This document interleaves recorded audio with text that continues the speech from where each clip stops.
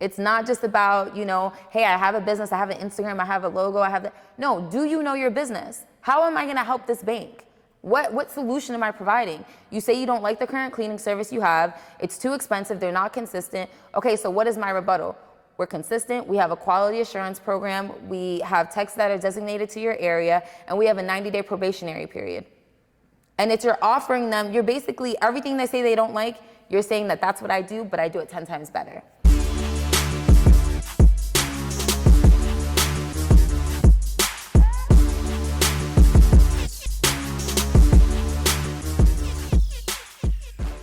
This is the Millionaire Talk Show, formerly known as the Oglesby and Scott Show, formerly known as the Todd Capital Millionaire Podcast. I am your host, Todd Millionaire, or Charles Oglesby, also was Todd Millionaire, here with the one and only entrepreneur, Michelle Welch, all the way from Orlando, Florida. Yes. She is a cleaning business owner. She is a digital product creator. She is a coach, a consultant, and many, many more things we're going to dig into. But she's truly an inspiration to somebody who just has that grind, that go-getter. She never stops. She's always going for the next goal, and she keeps a lot of us pushing forward because she's always creating and doing and just taking it up another level. So it's an honor to have her in our presence. Thank you. It's an honor to be here. I'm so excited. First time meeting in person, but we've known each other for a little while online. Yes. So I'm going to tell you guys real quick how I met Charles. We met on Twitter during the pandemic. He had like some arrogant tweet and I retweeted it because I resonated with it completely. And then from there, it was just like a match made in Twitter heaven. It was so dope. We just kind of like spitfired ideas. And then I saw who he was and the value he was providing to people. And I was like, we need to do a mastermind group. Like we have to do a mastermind group. For a little bit, he gave me pushback and finally I convinced him to do it. And I think that's when we birthed the Todd Capital Mastermind. And now it's like a year and a half later. It's been a while, and then from there, we've just always just had like a vibe, so it's been really, really dope. The thing about Michelle, and she was telling this off camera, she's an executor. And so I had the idea, and sometimes you'll just like bounce the idea around, but she did it. She created graphics, she created meetings, and she just ran with it. And so I had to follow suit, I had to get on board with her. I'm curious though, like where does that mindset come from, the go-getter mindset? Where did that develop? So it was, I'm a single mom. I'm a single mom, and one thing he says is he tries to keep you're having a conversation. Oh, okay. I'm sorry. Yeah. Now, okay. You're making a point to the audience. Yes. Okay. Y'all are having a conversation, so. So I'm a single mom of 2 boys. I have Landon and Trey, a 9-year-old and a 4-year-old. And the go-getter mentality is from that. It was from understanding like I was a single mom. I was struggling. I was working jobs that just were not doing what I needed them to do. But I also lost my passion. And so after I had my second son, that's when I was like, this can't be like this. The moment that it hit me was when Trevor, my youngest son, needed diapers, and I had to actually take money out of my oldest son's piggy bank to be able to get him diapers. And in that moment, it was like an aha moment. I was like, this is not my life. I don't deserve this. They don't deserve this. And that's when my first business I birthed, which was my first cleaning company, Queen Cleaning Concepts. And I was the queen of clean. Like, you can tell, like, everybody knew me. It was the best thing ever.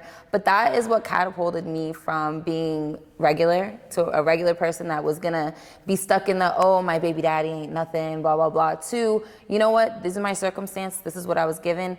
I'm smart enough to make money. Like, my parents, that's what they were entrepreneurs and business owners. So it was really like I kind of followed suit, and then I was hungry. I wanted better, so.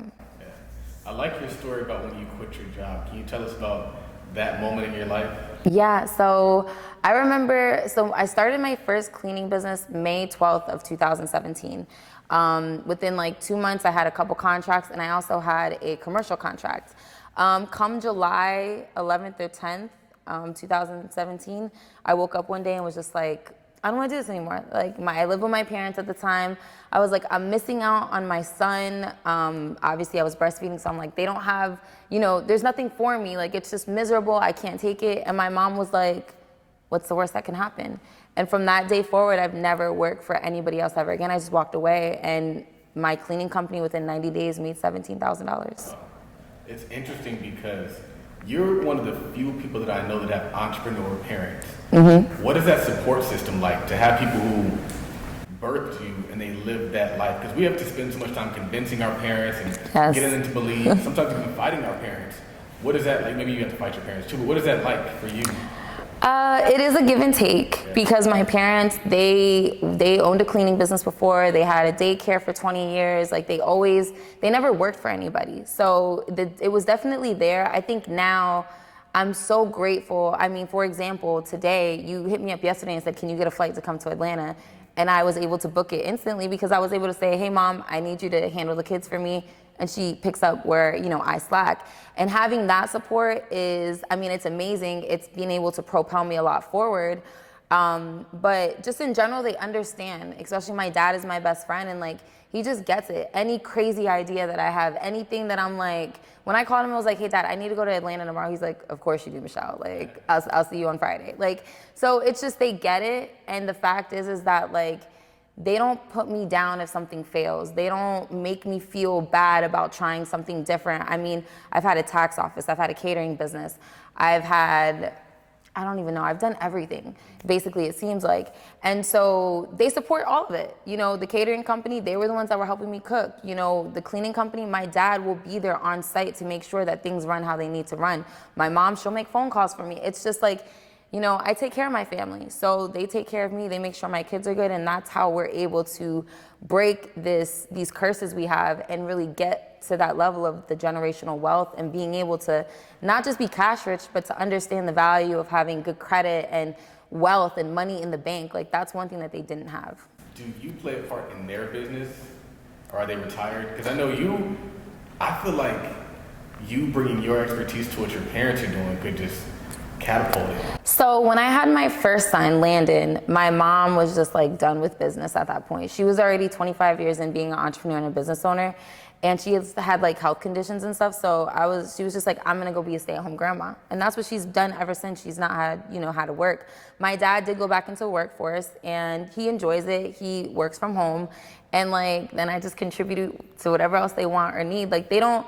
My goal is to get to the point that like they don't have to work, and that's the goal. So we're approaching. Let's take it back to the beginning days of the cleaning company. What does it take to start a cleaning company?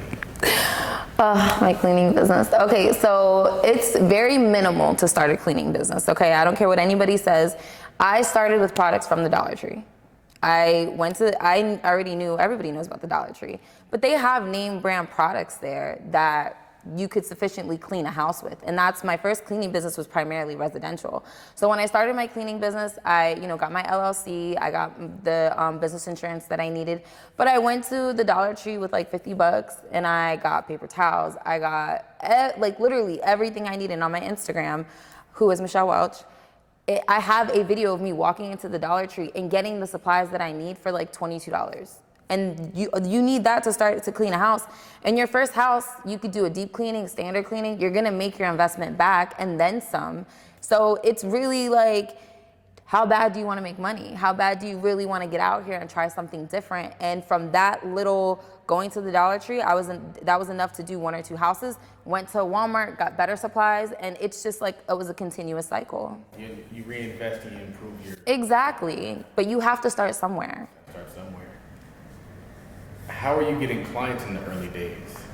Oh, so Facebook. I was posting on social media. So I'm very big on value, visibility, and consistency. So when you're valuable, you're providing information to people that they wouldn't naturally know, or that you wouldn't think that they would care about, but it would catch attention. And then remaining visible, constantly posting every day. Like, you were gonna know that I cleaned houses. Like, them toilets were getting cleaned and you were gonna know it. That was it. That was for me. It was like I was gonna go on Facebook Live every Tuesday for Tip Tuesday at 7 o'clock, whether I had baby Trey on my lap, whatever was going on, whether I was in the car.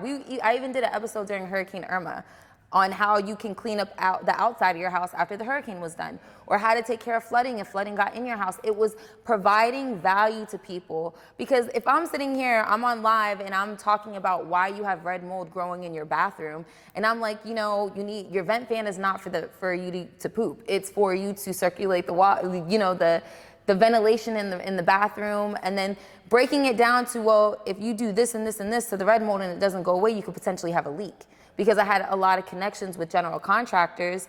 And I would ask them questions. I was constantly learning, and I was adding that value to my audience. I would go on live and I would talk about these random things that I thought were random.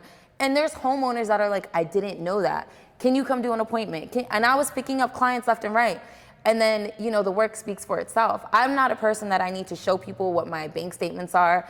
I let my clients speak for me. Michelle came to my house and, oh my God, like, I feel like a new woman. I feel like I was giving the solution of who's that tired mom that doesn't want to clean? Who's that husband that wants to make sure his wife isn't stressing out? Who are those parents that just don't have the time